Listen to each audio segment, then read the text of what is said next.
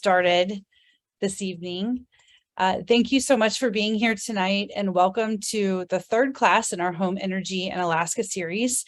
We're excited to welcome you all from across the state of Alaska.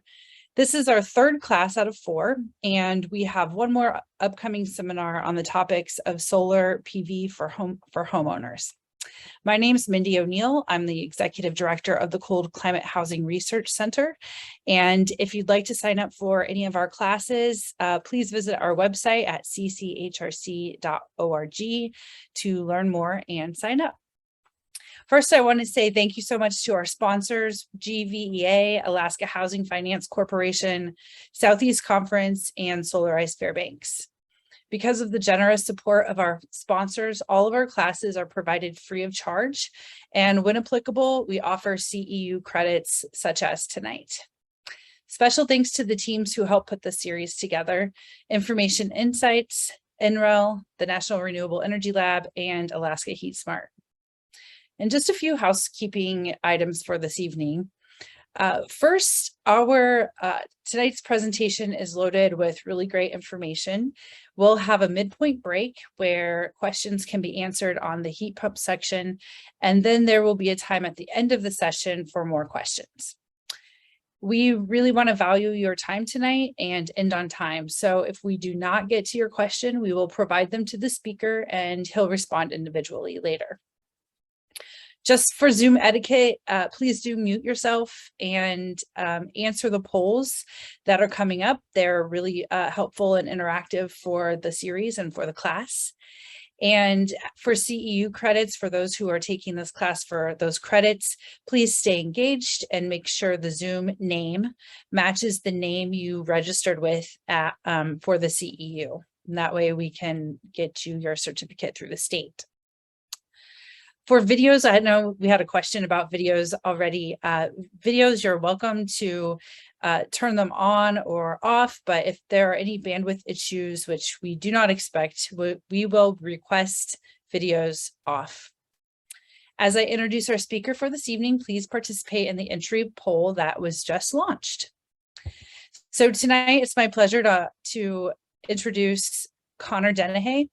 Connor is a researcher at the National Renewable Energy Lab's Cold Climate Housing Research Center, where he collaborates on high-performance residential construction projects through energy analysis, mechanical design, and workforce development.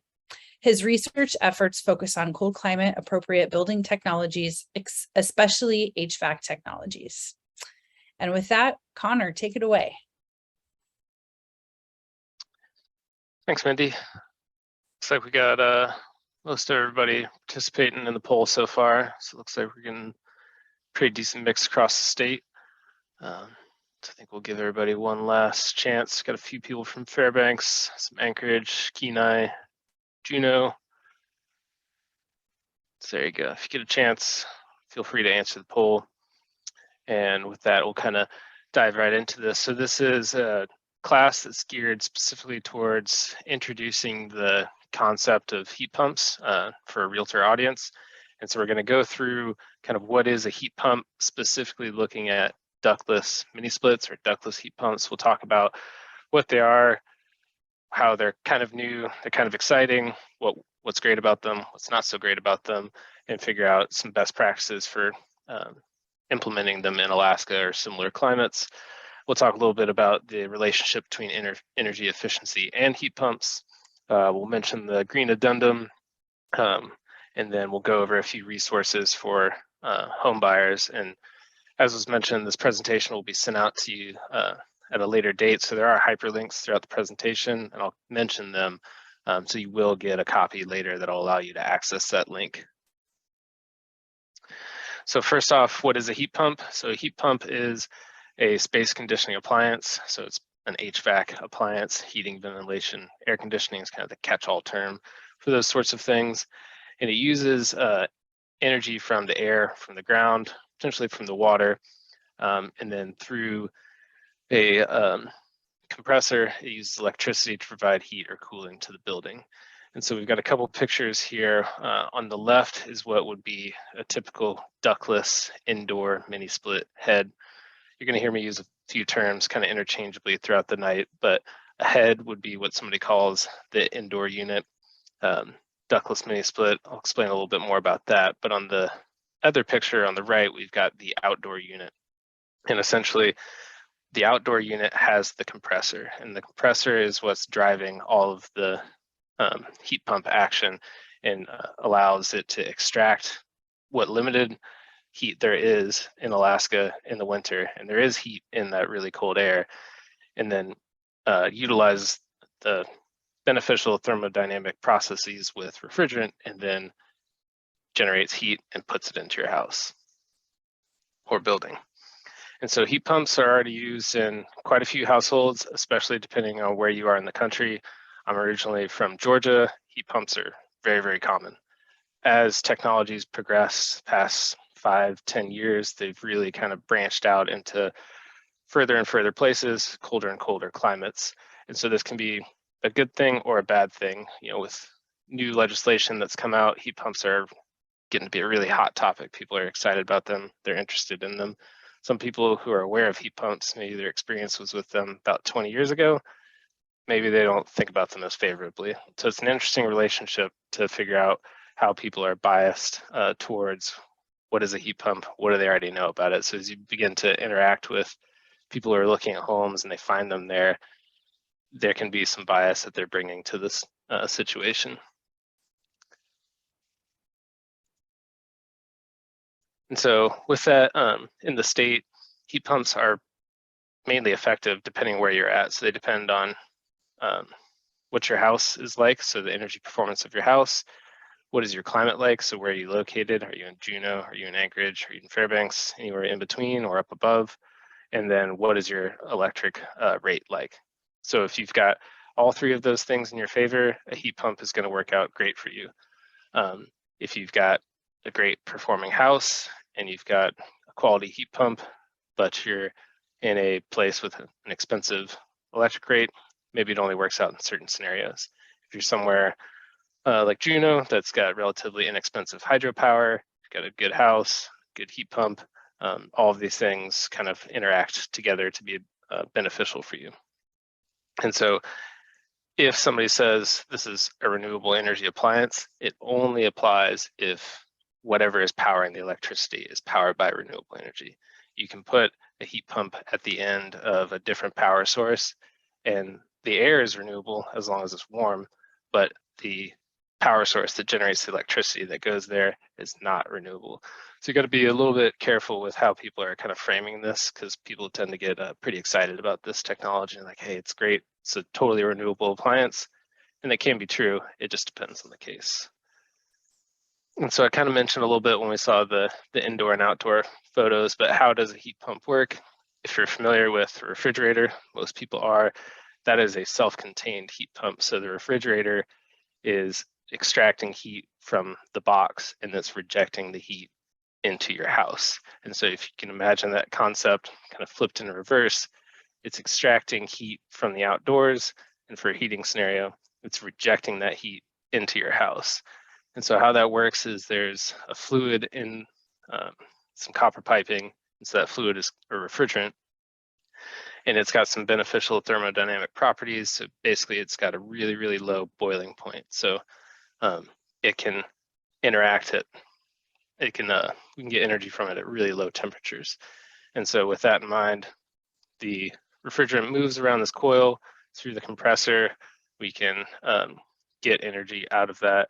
And then heat pumps are great because this cycle can happen in reverse as long as it is a two-way heat pump, and you can use them for cooling. So there are two main types of heat pumps, ground source and air source. And ground source can also be considered water source. People can put those in ponds or other things like that. And so we've got a picture here on the left from the JUNEAU airport. This is a larger ground source installation.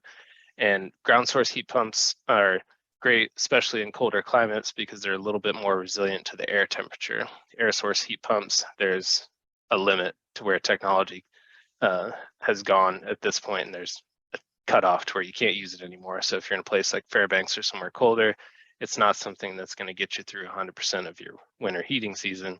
It may get you through the initial part, and then come spring, you can use it to go back out and displace some of your oil usage. But maybe in warmer places like JUNEAU, potentially pushing it, and Anchorage, you might be able to use this year round. Ground source heat pumps cost more to install because there's a lot more intensity to the installation process. Ductless mini splits, fairly inexpensive to install, especially compared to a ground source heat pump. And so these are some of the things you can start to consider as you hear about these different varieties and options. The main thing, regardless of where your heat pump is getting its energy from, whether it's ground, it's pond, it's the air, and how it's going to deliver that heat to your house, there's ultimately a balance point. And that balance point is based on the conditions of your house. And so as temperatures get colder, there's more demand from your house. And so on the left side of this chart, we're looking at heat output. So what's required by a heating appliance based on the outside temperature, or how much heat is your house losing at any given temperature. And then on the right side of this chart, we've got the heat pump output. And so where these meet right in the middle is where, say this outside air temperature, this could be 10 degrees Fahrenheit. That's where the heat pump you've got has the capacity to match the heat that your house is losing. If it gets any colder than that, the heat pump might not be able to keep up. If it gets warmer than that, you've got a heat surplus, which is fine. If you've got too much of a surplus, that means your equipment was actually too big for your house and may not actually operate properly. And so the takeaway from this is you really need to know how your house performs to be able to understand what's the proper heat pump to go in there. And that's really the case for any heating appliance, not necessarily for heat pumps. And so there are multiple ways that heat pumps can distribute heat. I think we got a poll at the bottom of this one, so it can launch at any point. But basically it can be delivered via fluid or ductwork, or it can be ductless. And so moving from left to right here with pictures, we've got a hydronic system. So most people are familiar with boilers and fin tube and radiant floor systems. That would be hydronic delivery systems. And as we move to the next one, we've got ductwork. And so this would be what's called a split system. And so if you've ever been in a house that's got a furnace and no air conditioning, that furnace is self-contained in, say, the crawl space of the basement, wherever it is, and it's not split. When you start talking about heat pumps and we've got that outdoor unit, we've got the air handler, which is inside, and now it's been split with the outdoors. The ductless version of that is the mini split. So it's just a miniature version of that, and that can come in a ducted or a ductless variety. We'll be focusing for the most part on ductless because those are what are really making the inroads in Alaska, because they're relatively inexpensive to retrofit compared to a fully ducted system or fully swapping out your hydronic system.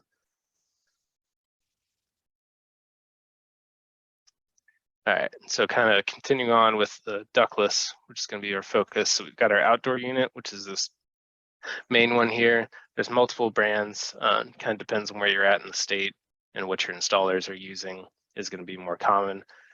This one's a Daikin. It's pretty common in the Southeast. They're a large international corporation. But the four images we've got here are the different styles of how the heat can be delivered. So moving in a clockwise fashion. The top one is actually an in-ceiling unit. It's normally called a cassette. And so this could go in like a drop ceiling or something like that. It's probably going to be more typical to what you see in a commercial setting. The one on the right is a ducted mini split.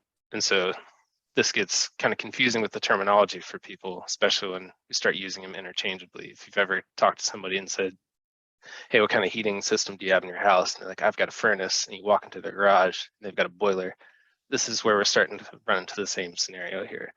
And so this is a ducted mini split. So if you can imagine off the front, there would be kind of traditional forced air ductwork that comes off of this. The bottom two are ductless versions, one in the middle being the indoor head that would go on the wall, so the wall mounted head, and the bottom one, not all manufacturers have a floor mount version, but a fair amount of them do. And so one of the considerations for the ductless mini split, it's great. You can put it in a lot of different places, and that gives you a lot of flexibility. But the floor plan of the house really impacts how effective it's going to be. And so we're looking at this floor plan right here. On the left, we've got the outdoor unit, and then over here, we've got the indoor unit. You can see these red arrows are indicating heat output. And as you get further away from the indoor head, the arrows, change color until they get colder and colder. The idea is that the further you are away from the indoor head, the further you are away from heat.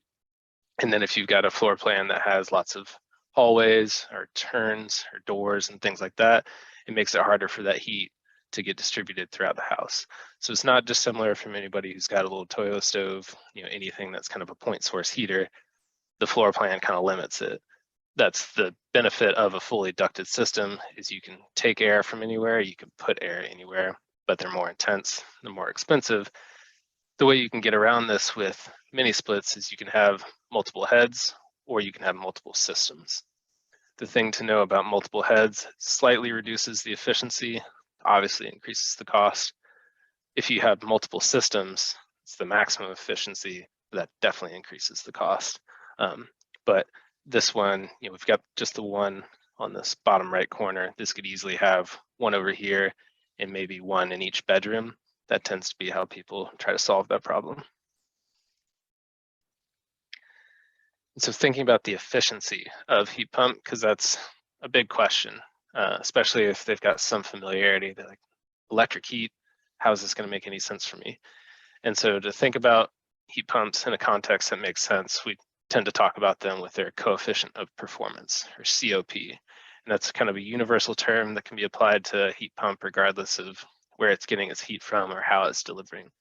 But basically it's the amount of heat that is delivered by the heat pump divided by the electrical energy that goes into the heat pump.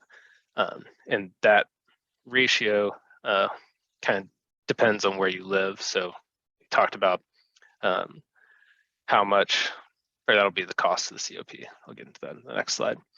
But for context, combustion appliances tend to be an efficiency that's based on like 0 to 100. So 100 would be the theoretical maximum. You don't ever really get there, but it's easy to know on a scale of 0 to 100, higher is better. COP is the same concept, except starts at 0, 1 would be 100. Anything above 1 is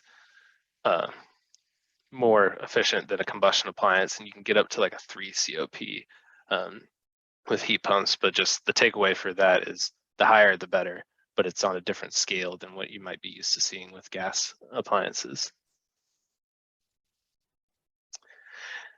And so kind of continuing on with that, the simplest example that we always like to use is an electric resistance toaster. You put 1 unit of electricity in, you get 1 unit of heat out. And it's a straightforward 1-to-1 ratio. So we've got 1 COP. When it comes to heat pumps, they might take in 1 unit of electricity, but they're utilizing the thermodynamic refrigerant cycle and a compressor. And so they're able to take that 1 unit of electricity and churn out up to 3 units of heat. And so that's how it has above 100% efficiency, which you don't have in combustion appliances. And so these are the cooling rating is called the SEER rating, and the heating rating is the HSPF. Those are ratings that are determined by the Department of Energy, and the takeaway for those is to know that higher is better. So it's fairly simple. Same concept for COP and most other things. The higher number tends to be the better number. And so thinking about ductless heat pumps, there's pluses or minuses. So we'll kind of review a little bit of what we talked about here with some of the advantages. There can be reduced energy costs. Again, it depends on where the house is, what the electric grid is, what the climate's like. As long as the air temperature or the ground temperature is favorable, you can use as much heat as you want. You never have to refill anything because you're just connected to your utility. There is no on-site combustion. So with that, somebody doesn't have to keep track of how much fuel oil they're using. As I mentioned, you just keep track of your electric bill. And so if you're in places like Fairbanks, where when heating prices tend to get high, things get a little squirrely around here, people start stealing fuel and things like that. So you don't have that with a heat pump. You don't have to worry about spills on site, which is actually something that in some of our interactions with homeowners in the past, they've mentioned as a real strong advantage that they like about heat pumps.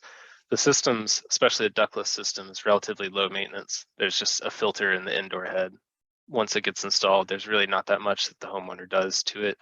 They just want to keep track of that. If they've got a dusty house or a lot of pets or things like that, they'll probably want to clean it more often than somebody else who doesn't.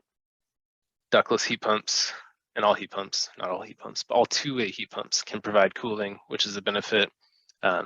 So not very many places in Alaska have a significant cooling load, but sometimes in the summer, we've got the combination of kind of warm temperatures. Maybe there's a few wildfires going. We've got some outdoor air quality issues. People want to close up the windows in their house. If you've got a heat pump, you can close all the windows up and you can put on some cooling, which is nice. And as with most advanced systems, whether they're a heat pump or a combustion appliance, you can program the appliance, and there's some advanced controls that you can do with like occupancy sensing and things like that for the remote. And so on to the disadvantages of ductless heat pumps is, depending on where you live, you might need a backup heating appliance. So if your area is cold enough, a heat pump's not going to carry you all the way from September to May. So you'll need something else, whether it's a wood stove or a backup oil-fired boiler, something of that nature. Warmer places, you might not need it. And then also warmer places with low electrical rates, certain heat pumps can have an electric resistance backup. And so the combination of those two, maybe you've only got 2 weeks that are kind of outside of the normal range of what this heat pump can do.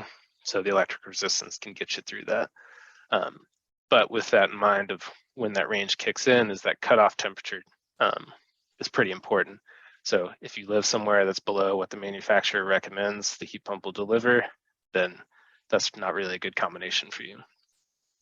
Because it uses electricity, it's subject to power outages. It's a really efficient appliance when used correctly, but they do require a lot of instantaneous power. So some people might think, that's a really energy efficient appliance, I'm going to utilize it for my small off-grid cabin. But the energy draw of the heat pump itself might actually be too much for what your system can provide. So over an entire heating system, it uses a low amount of energy, but they do use a decent instantaneous draw. Noise is not really an issue for ductless heat pumps. It's more of a conception that people have if they're familiar with heat pumps in different places in lower 48. They might be used to seeing, especially in houses that are close together, might be used to seeing a large outdoor unit, and they know when their neighbor's air conditioning kicks on because it's really loud.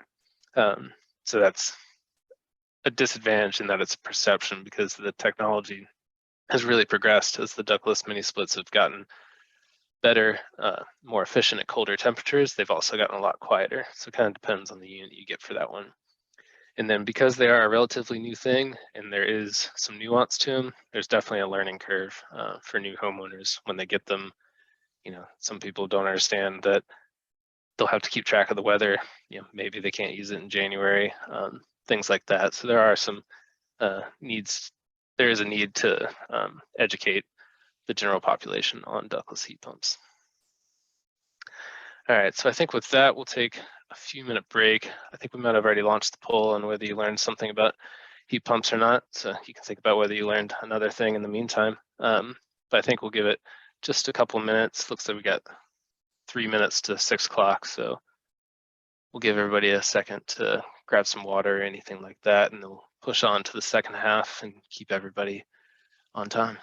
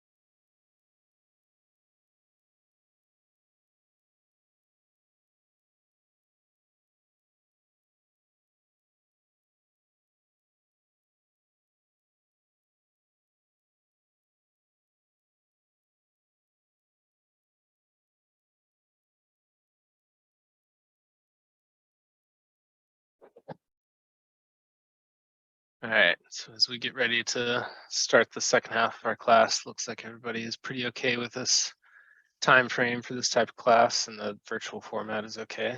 So that's good. We haven't gotten everybody Zoom fatigued yet, although in person is great. And then glad to see that it was pretty easy to sign up for the class. So that's good to hear.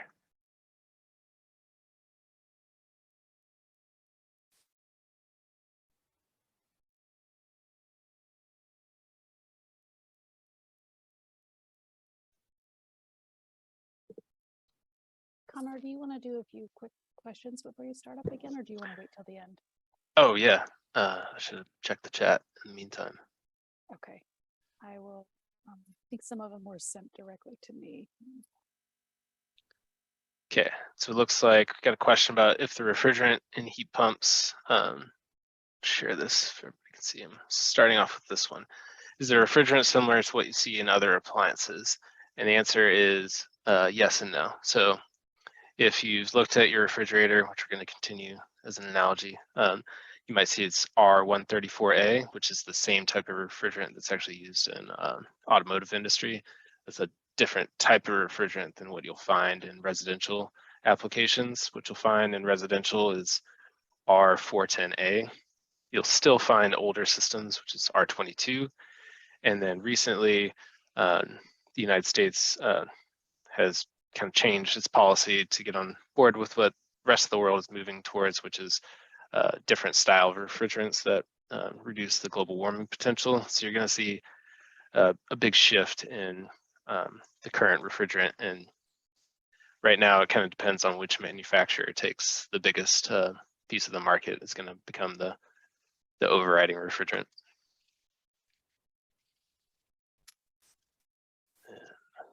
Another question I'm seeing in the chat, Connor, that I think was just sent directly to me is, do you do a more construction focused? Oh, this is just a question about the class. Construction focused version of this class for these pumps? We do, although we have already offered that one in this series.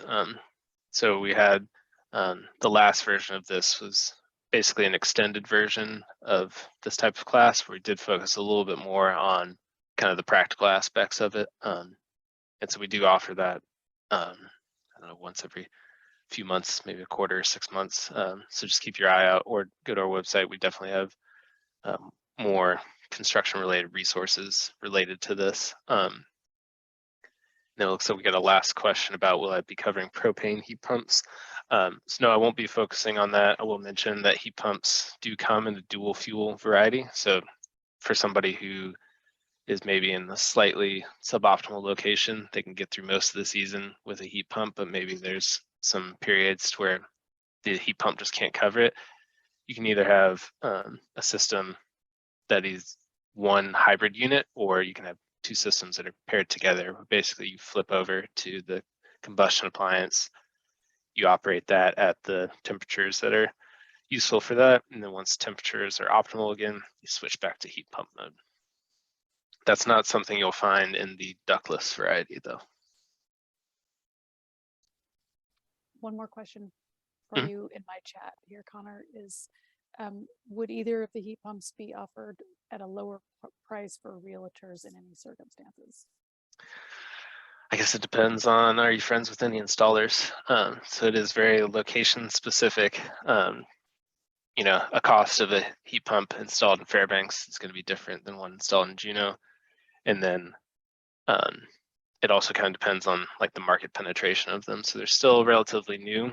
So if you've got somebody who hasn't installed them before, they might give you the extra 10% as they learn on it, kind of a thing. So you want to make sure that as you're working with a builder or somebody that they're familiar with heat pumps. They've got a few under their belt. So they're common, but they're not that common yet. Okay, thank you. Yeah. And where we have, I will mention kind of on that, where we have been able to get some discounts has been in some bulk programs. So there was recently a thermalize program. So you're familiar with solarize. That's the concept of if you get enough people on board to participate in a technology or a product, usually it's solar panels, then through the power of bulk pricing, you can bring down the cost of the units. So that was run in JUNEAU. It's still running in JUNEAU. We'll have some continuing reports coming out about that. So definitely check on cchrc.org for ongoing updates about that. But otherwise, more or less, it's going to cost what it's going to cost. But speaking of reducing costs, we're going to talk about energy efficiency in the back half of this class. So the takeaway for heat pumps is that they're great. It depends on a lot of factors to make sure that they do work out great. And one of the largest factors is the house. So how does this house perform? Is this house going to be appropriate for a heat pump? And so the idea behind energy efficiency, common phrase that we like to say is cheapest form of energy is the one you don't have to buy. That's especially the case in places with more expensive electricity. So it kind of sells itself. Essentially, if you can take care of those low maintenance needs, those kind of fixed operating points in your house, whether that's through addressing air leakage or putting more insulation somewhere, maybe fixing a leaky window or adding some more weather stripping to the door, all of those things kind of just reduce the overall energy inputs required for your house. And through that, you can either have smaller appliances, whether it's a heat pump or any other kind of appliance, and use less energy, in this case electricity, to actually keep your house heated or cooled, whatever the season. And then it increases the kind of indoor environment. So thermal comfort is a little bit more consistent across the season if you've reduced the amount of like air leakage and increase the warmth of the walls. If people are frequently saying, oh, I need to get my windows replaced, but it might just be that they're sitting next to their window. The window is colder than the wall, and so your body radiates the heat to the window. So it's the concept of thermal comfort kind of depends on the conditions of all the walls around you and what the air temperature is like in your house. So basically, if we can tackle all of those things, that's going to lead to better performing equipment, energy savings, and then ideally cost savings, which is all incredibly dependent on where you live, but for the most part, it's the same concepts. And so we've mentioned before, the fridge is an analogy. It's one we'll use frequently in a lot of our presentations. And the same concept, if you've got some leaky gasket around your refrigerator door, maybe it's in your freezer, you're going to notice some issues with those things. Same concept applies to your house. So we want to keep it well insulated and keep it airtight. That way you can keep all the heat inside where you want it to be. And then through that, we want to make sure that the slides still go in places. So yeah, a lot of animations. Okay, we'll keep it on that one. And so with the concept of we want to get the house well insulated and airtight, you want to be conscientious about bringing in outside air. So ventilation systems are a part of a high performance, energy efficient, healthy home. And so the idea is you want to reduce the amount of uncontrolled air leakage. So a lot of people will say the house needs to breathe. That's not necessarily the case. The occupants need to breathe. And so you want to be intentional about where you're getting that air from. And so as you begin to look at a house and you make it a little bit more airtight, a little bit more insulated, you kind of have to keep all three of those things happening at the same time. So similar to the kind of three-legged stool concept we talked about for the heat pump, we need all of those three things to be successful. Same concept applies for homes and energy efficiency. And so generally, how are people going about and figuring out, do I have an energy efficient house? Is a heat pump appropriate for me? You have to get an energy audit done.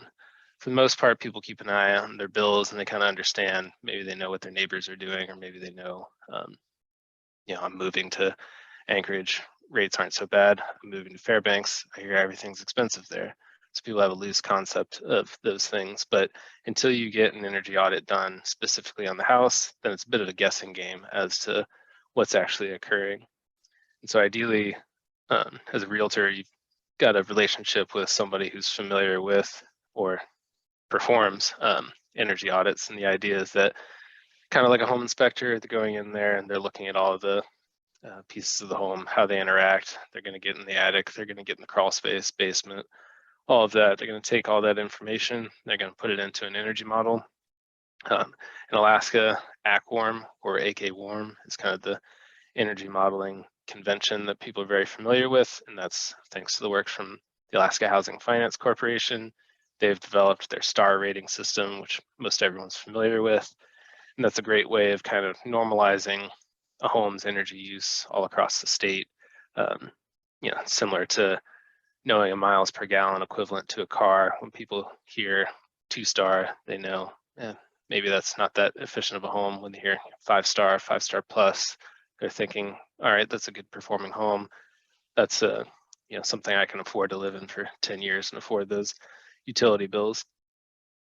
And so as that rater kind of pulls that information together to make that determination, they should be doing an envelope leakage test. It's not always the case, but that's definitely the best practice, because air leakage, as I've mentioned before, is pretty critical to a house. So it's critical to understanding the amount of heat that the home needs at peak design conditions, but having that air leakage test will also really understand combustion safety risks in the house. So if somebody's done a ton of work, they want to, you know, flip a house, they just got it, and they went and put a bunch of insulation, did some air tightening, they may not have paid attention to the ventilation aspect. And so when the rater comes in, does the blower door, and then starts doing some worst case depressurization tests, they might find out that there's no longer enough air for the combustion appliance to operate safely anymore. And so that's the type of information that an energy audit can give you, that's a little bit beyond just how much electricity, how much oil, how much natural gas will this house use. And then with all of those in mind, and the new kind of legislation that's come out, is still coming out, basically energy audits, home energy rating certificates, those sorts of things give people the documentation that allows them to go after tax credits, rebates, energy efficient mortgages, things like that. All of these programs that are starting to kind of roll out and get a little bit of head of steam require documentation for these sorts of things. And if you don't do an audit, then the homeowner is kind of left with a little bit of word of mouth. And so I'm sure you all might be more familiar than me with this, but this is something that's kind of gaining traction, is the residential green addendum.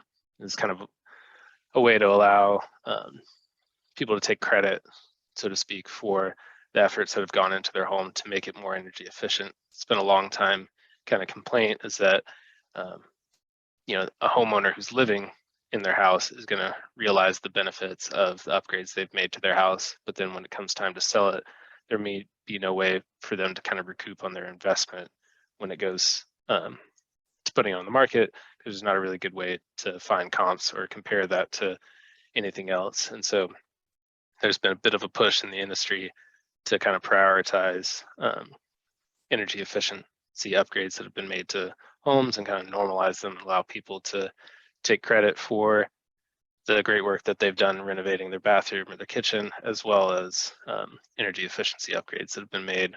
Or if it's new construction, you know, maybe they qualified for some above code programs, which tend to be more common in the lower 48.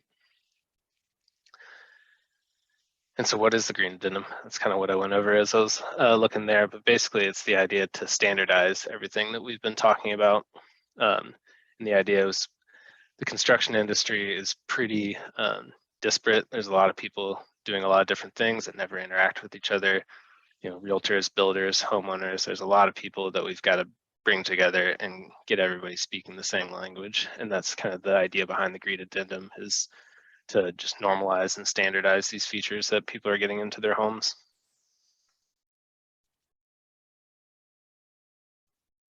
And so kind of circling back to heat pumps, now that we've kind of talked about the house in general, is where can we go for some resources? So in Alaska, we've got a few different resources within the state. So we've got in JUNEAU, we've got Alaska Heat Smart. That's who CCHRC has been working with in the past on the thermalized campaigns down there. So there's a lot of great outreach and resources there. I definitely recommend reaching out to them. People contact us a lot in Fairbanks, which is great, but we definitely have most of our familiarities based to this area. The further you get away from us, you know, we like to connect you with more local partners.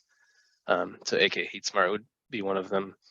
Definitely going to plug ourselves, former selves, cchrc.org. We've got an air source heat pump kind of catalog of resources on the website. So if you go there, you can look at some case studies that have been done and point you in the direction of some good resources. Heat pump costs are definitely something we've kind of harped on throughout this. The idea is that this is great, it's energy efficient, but how much is it actually going to cost me? And so going to a calculator is going to help somebody understand, say it costs $5,000 to put a ductless mini split in their house, depending on where they're at and what they pay for electricity, how much are they going to use it throughout the year? Are they going to use it for any cooling? Then they can kind of start to approach that question with a bit of a realistic idea of, is that appropriate for you? Or maybe need to work on the house a little bit, bring the demand down on that, maybe wait a year or two for some technologies to progress and then kind of revisit the question. There are some organizations that have been working on this stuff for a long time, mainly out of the Northeast, down lower 48 and in Canada. And so the Northeast Energy Efficiency Partnership, they've got a list.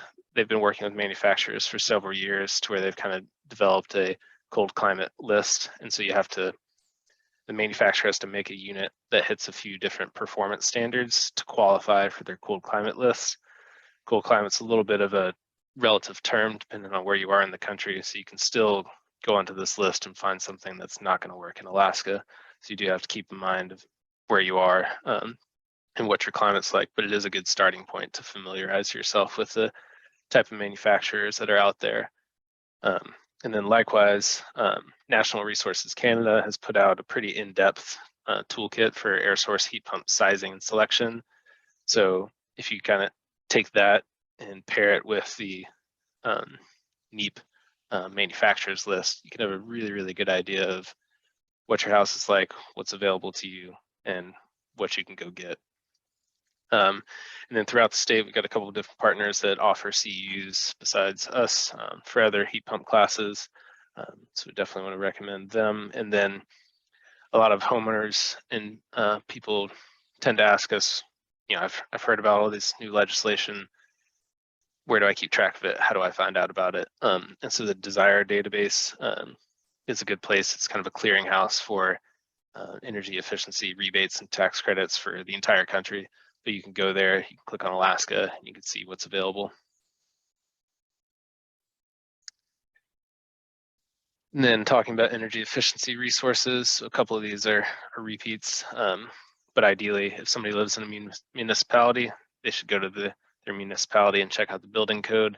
That may or may not be a good idea, depending on where you live. Might not be that much information there, but it's a good starting point. And then we've got a few different building industry associations. So we've got the Interior Alaska Building Association, we've got the Southeast Alaska Building Industry Association. So sending people to those kind of, I don't know if preferred is the right word, but contractors that have kind of pulled themselves together to kind of advocate for each other and just the general community is a good idea. They generally have a good understanding of, who's doing installations in a certain area, things like that. And then visiting the Building America Solutions Center, which is hosted by the Pacific Northwest National Lab, is a great construction-specific resource. So there's lots of good building details and guides on everything for energy efficiency. And then there's definitely some heat pumps stuff on there as well. And then there's a few university programs within the state that also focus on energy efficient construction.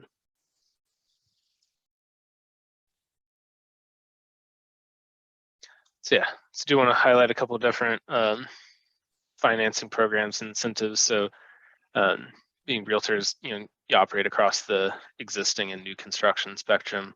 So financing tends to be much more of a thing. We deal a lot with homeowners who want to reduce energy efficiency for their current house.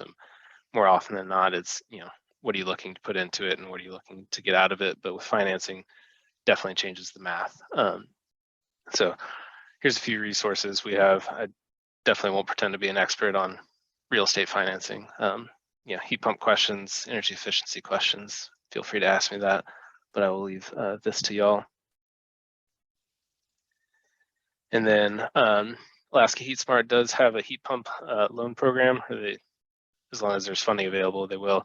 But essentially, it's kind of to increase the deployment rollout of heat pumps. And if you can get involved in the program, kind of like GVA here in Fairbanks has a program where they'll come out, they'll look at the energy associated with your house, specifically the electricity in Fairbanks, and giving you an idea of what you've got. So it's almost like a light version of an energy audit. So similar concept here, except the ultimate goal is to figure out if a heat pump is appropriate for you.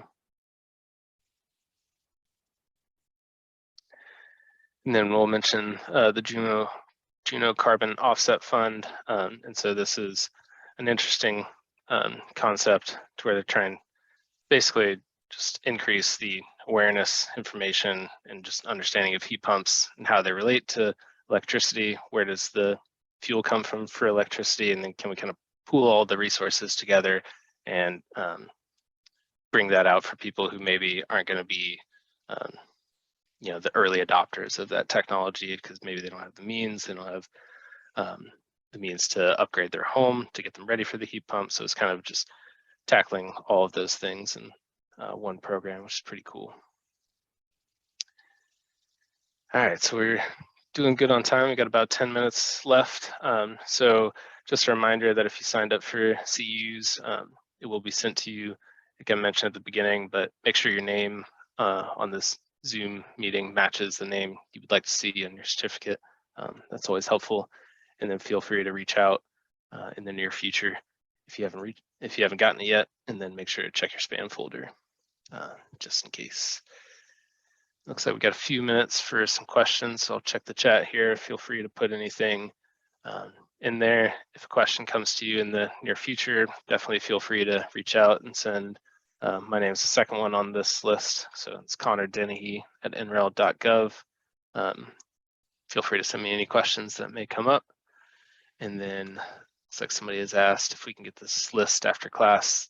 Yes, the presentation will be sent out probably after your CEU certificate, and you will be able to access all those hyperlinks. I know I kind of breezed through those really fast, faster than probably were able to write them down, but this will be provided to you. Great, it looks like we got a final poll for everybody. So we got 5 questions there. We do appreciate everybody taking time out of their evening to join us and learn a little bit about heat pumps. So hopefully got something out of it, raise a little bit of awareness about them, understand they're not a silver bullet, but they can be really awesome depending on what's going on in your climate, your house, and along with your electric utility. Connor, is it okay if